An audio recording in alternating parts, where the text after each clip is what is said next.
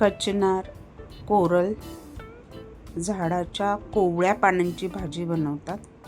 त्याची पानं अशी आपट्याच्या पानांसारखी दिसतात, पण आपट्याची पानं वेगळी आणि कचनार वेगळं आहे.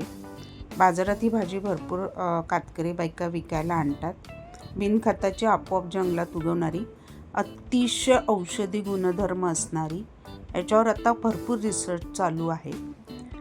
कॅन्सरसाठी, कावीळसाठी, लिव्हरच्या आजारासाठी, तसेच पोटाचे आजार, उष्णतेसाठी, दात विकारांसाठी, लघवीच्या आजारांसाठी ह्याच्या सालीचा उपयोग केला जातो. ह्याच्या सालीची चहासुद्धा बनवली जाते.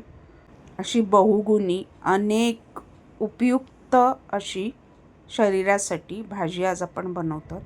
रेग्युलर पाल्याच्या भाजीसारखी आपण मागे एकदा पाहिली होती. आज आपण चणा डाळ घालून भाजी बघतो.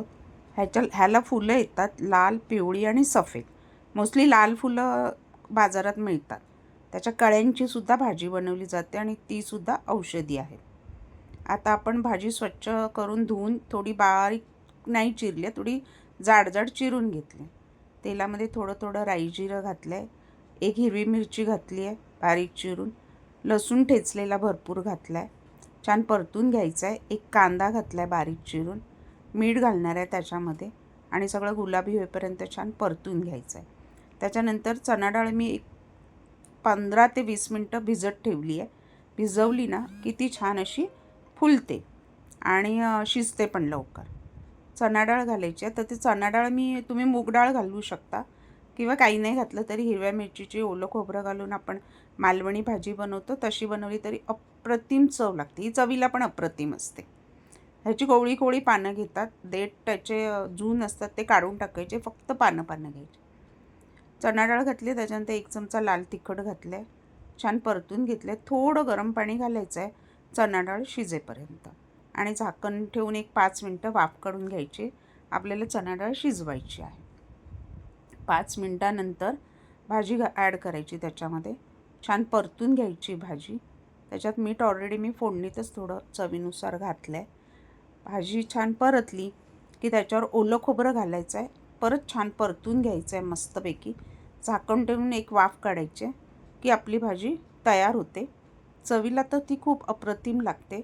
स्पेशली उन्हाळ्यात बाजारात जेव्हा ही भाजी मिळेल. कातकरी बायका नॉर्मली 20 रुपये वाटा वगैरे विकतात. मला 20 रुपयाला एवढी सगळी मिळाली. तेव्हा आणा आणि खा. खरंच याचे औषधी गुणधर्म खूप छान आहेत. आजूबाजूला कुठे झाड असेल तर कोवळी पानं तोडा आणि त्याची भाजी बनवा. फक्त आपट्याची पानं आणि कचनारची पानं अगदी सिमिलर असतात, म्हणजे एकसारखीच दिसतात. तर ते चेक करा. आपट्याचं झाड आहे. फक्त आपट्याच्या झाडांवर बारीक बारीक काटे असतात. पानांवर खरखरीत लागतात ती पानं. आणि कचनारची पानं एकदम तुळतुळीत असतात आणि थोडी टोकेरी असतात टोकाला, म्हणजे ओळखता येतात. आणि लाल फुलं येतात त्याला. नॉर्मली मुंबईमध्ये लाल फुलंवाली आहेत. बाकी गावाकडे जंगलात वगैरे सफेद पांढरी फुले, नंतर पिवळी फुले वगैरे असे पण कचनार आहेत. आता परत एक 5 मिनटं वाफ काढून घेऊया आणि मग आपली भाजी तयार आहे. चपाती भाकरीबरोबर खाण्यासाठी औषधी कचनार किंवा कोरलची भाजी मस्तपैकी आस्वाद घ्या. बनवून बघा.